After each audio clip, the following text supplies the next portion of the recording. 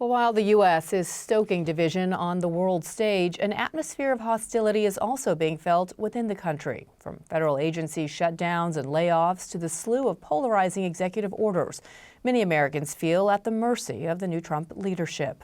So how can we foster productive dialogue at this time? A longtime human rights activist and co-founder of the Reproductive Justice Framework, author Loretta Ross provides some answers in her new book, Calling In. And she joins Michelle Martin to discuss. Thanks, Bianna. Professor Loretta Ross, thank you so much for talking with us once again. Thanks for having me on your show. You are a very well-known human rights activist. You've been doing this work for, some 4 decades now. But I just want to read how you start your latest book. It's called Calling In. And you say, I am a reformed call-out queen. I've furiously called out enemies. I've righteously called out friends. I've gleefully called out strangers. I even once called out President Barack Obama, although that's a story for another time. My ego sure gets the appeal of putting people on blast, but I also realized a long time ago that running my mouth never did seem to accomplish what I wanted it to. Okay, wow. What a way to start. Right. But it happens all the time. I have a tendency to speak first and regret later. And so I'm always having to call myself in first so that I don't succumb to that tendency and give myself a chance for my intelligence and my integrity to make the impact that I wanted to have. One of the interesting things about your new book, it's called Calling In, How to Start Making Change with Those You'd Rather Cancel. You recount a number of movements and rooms that you had been in where it started to feel very uncomfortable, where you felt a lot of people who should be on the same side expended a lot of energy kind of regulating each other and applying purity tests to each other that consumed so much energy that the overall objective was lost. The incident that I described that affected national politics was in Washington, D.C., when President Carter offered the D.C. residents a chance to get congressional representatives. And the D.C. statehood movement was so busy calling each other out that we failed to avail ourselves of that opportunity that President Carter offered, because President Carter didn't offer full statehood because he couldn't. And so do you know how national politics could have changed if D.C. had a chance to send 2 representatives to Congress? The whole balance of politics could have changed. But we sabotaged ourselves with the call-out culture in the 1970s. So that was a significant moment for me, because the moment was quickly lost when in 1980 Ronald Reagan was elected and there was no chance of getting congressional voting representatives in Congress after that. Hasn't been a chance since then.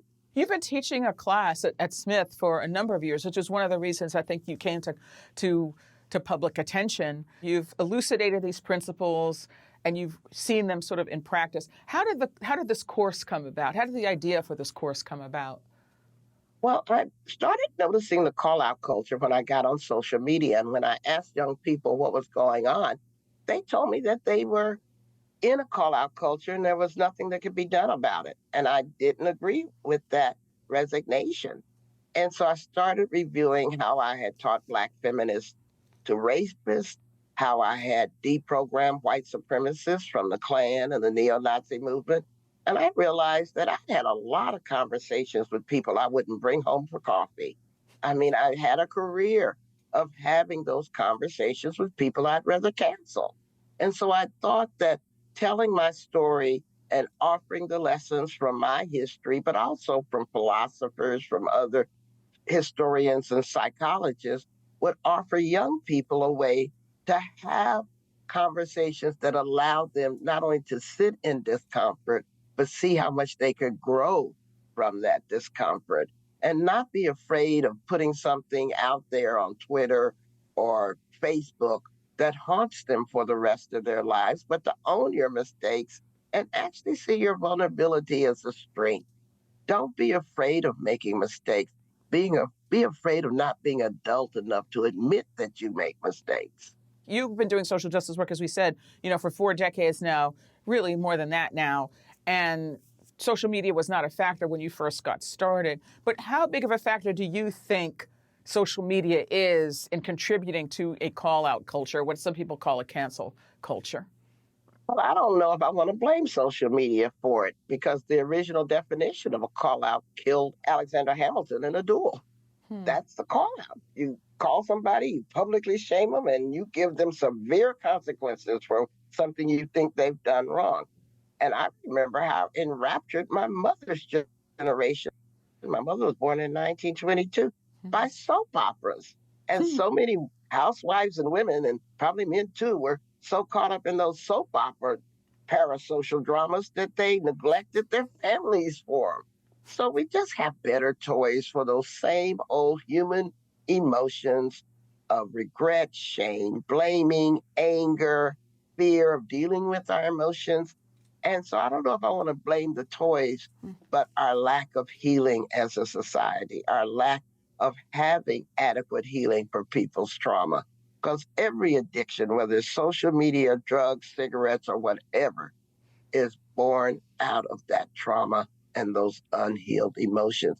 That's what we should focus on, in my opinion, rather than think that we can police social media to keep us from ourselves. At the very beginning of the book, you talk about this extremely powerful and I have to say challenging experience. You are a survivor of rape. You are a survivor of incest. You've always been very sort of open about that. You were working at a rape crisis center, but you were approached by an incarcerated rapist, a man who acknowledged raping both women on the outside and men on the inside. And you got a letter from him where he asked you to help. Could you talk about that and just kind of all that flowed from that? And I start there, not just because you started there, but because I feel like, if there's anybody who you might want to not engage with, it would be that person. Oh, I wanted to engage with them. I wanted to cuss them out because I could never hold my violators accountable. So I wanted to go to that prison and tell that guy, how dare you ask us for help? And if you're having a miserable life, it's all your fault. But when I went there and those prisoners started sharing the stories of what had happened to them and how they had been turned from victims into violators, I couldn't maintain that rage at them anymore.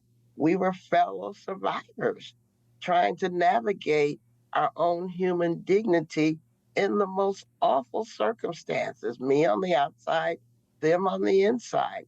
And so I described that as my first calling in moment, when I had to call my own self in, when I had to call my contempt in for people who were incarcerated so that I could see them as human beings and they could stop seeing me and women like me as prey. And so I'm really proud of the fact that I didn't indulge that impulse to curse them out, that instead they called me in. And everything that I write in that book emanates from that transformative moment.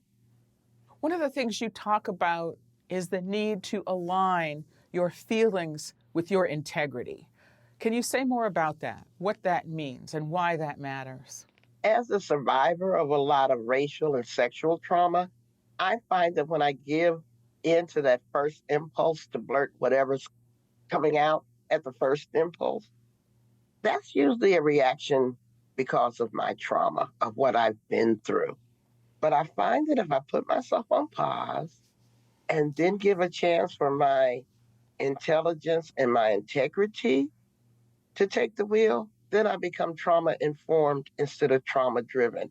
And everybody who's ever parented a child knows that pause.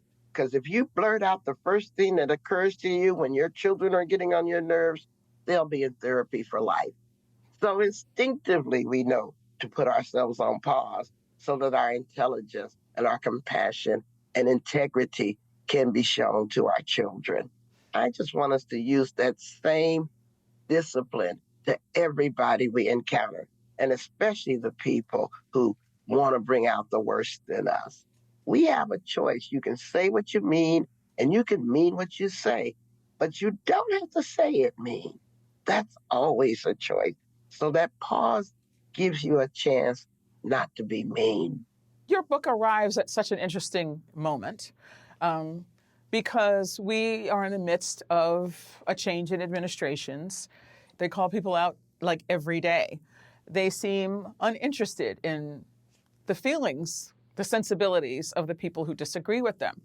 There are a lot of other people, one might argue reasonably half the country, and they feel very much assaulted by the current leadership of the country. There have been specific executive orders, aimed at transgender athletes, for example. Federal employees, basically, in many departments, have been maligned as if they are abusers of the system, fraudsters, etc. What would you say to people who feel that they are on the receiving end of abuse right now, really from our national leadership? How should they receive your words? I refuse to believe that we're in a country where the majority of the people want to be bullies, want to be jerks to other people. I think we have an inordinate visibility of the jerks of our population because they get headlines, they get noticed, they get attention. And they have cheapened the concept of empathy and compassion and even pluralism, whether or not we should have to get along with each other. They're trying to refight the Civil War to see if they can win it again. But I don't think that's the majority of the American public, even those who voted for Donald Trump. I think that the majority of them are being manipulated, lied to, and misled. And I'm willing to give them the benefit of the doubt because I think personally, a lot of them are probably kind people to their animals, to their pets, to their children, to their neighbors. And so just because we have a leader who has made a career out of being contemptuous to people, I refuse to believe that that's the majority of the American public. It is the majority who are getting the most attention right now. And so let us not fail to see the humanity of our political opponents. Let's try to do a more sophisticated analysis of what's going on and not assume that just because someone doesn't agree with you or even votes for the other side, that makes them your enemy. Well, I get the feeling that your book is aimed mainly at progressives because there's a kind of a dialogue now that looks at the current political environment and it says that actually this is liberals' fault because they took cancel culture too far, and this is what they invited on them. This is kind of the backlash to that. What are your thoughts about that? I'm not aware of any liberals that have banned books from libraries, fired people for trying to teach the reality of our history, or demanded that people from their own party be kicked out because they didn't support the Trump cult. I actually do see a lot of that power being misused on the right than the left. Now, it's just human beings to want to hold people accountable for things you think they've done wrong. But the problem with the cancel culture is not the rich and powerful that get canceled. They laugh all the way to the bank. Trump used to cancel outrage all the way to the White House. It's the vulnerable people who lose their jobs, who lose their reputations, who can't face up to their own neighborhood for fear that they're going to be whispering about, oh, that person, he used the wrong gender pronoun, or she said the wrong thing, that kind of thing. So if the cancellation impulse is only affecting the most vulnerable people, how effective a tool is it when you're trying to hold the rich and the powerful accountable? It doesn't really work that well because they get away with a lot. And as I said, they can use outrage all the way to power, fame, and the bank. And so we need to figure out if canceling people is the best tool for the job. Now, the human rights movement, that's what we're known for. We shame individuals, corporations, and governments for their violations of people's human rights. But it's not our tactic of first resort. It's our tactic of last resort because we try talking to them first, or we find other more effective messengers to talk to them. Is it ever not appropriate to call people in? Are there ever times when calling in just should not happen, in your opinion? Oh, yeah, I have a different strategy for the people who are mean on purpose. Hmm. What I call the unapologetic racists and fascists. I mean, I have a career fighting them. That's the course I teach at my college is how do you deal with the rise of fascism, that Mm. people are intentional. But I think that's a very small percentage of the population, and I'm not trying to call them in. I'm trying to overpower them with people of goodwill who are going to beat back this culture of contempt and meanness and lies and violence that's being imposed upon us. So I'm not trying to call in the people who are intentionally harmful. I want to call in the people who are being manipulated, are being harmed by the malicious people who are using this as a way to power. How do people start calling people in as if they want to stop calling people out? What are just some of the principles that you could leave us with? Well, I always advise the 1, 2, 3 steps. Let me tell a story of the blind woman in my online classes because I teach this stuff online. And she said, every time I got to go up a step or into a door, this arm comes out of nowhere and places it on my body. And because I'm a sexual abuse survivor, it Mm. always feels like a sexual assault to me.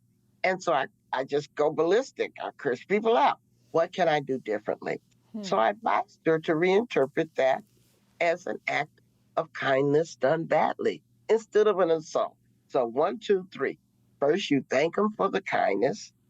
Secondly, you set your boundary and say, I don't like these strange arms coming on me or hands on me that I can't see coming. So you set your boundary. And then the third step is to say, but if you want to help someone who's blind or disabled, why don't you stop and ask them how they'd like to be helped first?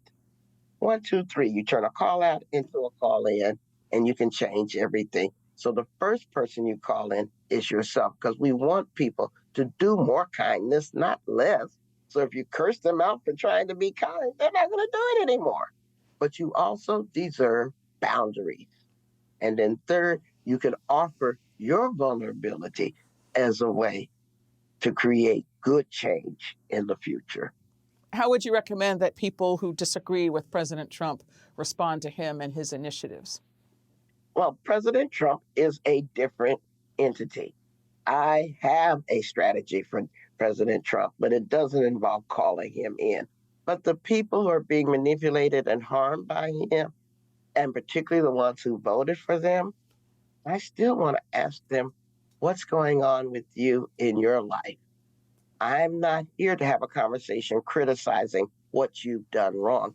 I want to have a conversation about what's good about you and how we can build on that more. Because you hear it all the time about how wrong you were.